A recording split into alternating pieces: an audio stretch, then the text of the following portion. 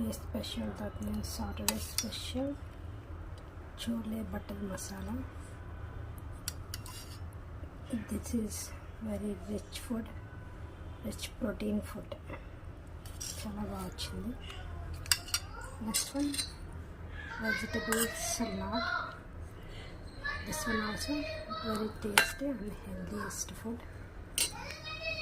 This one, బీరకాయ తొక్కలు, కొత్తిమీర కాడలు అండ్ పుదీనా కాడలతో చేసిన రోటి పచ్చడి చాలా బాగుంది.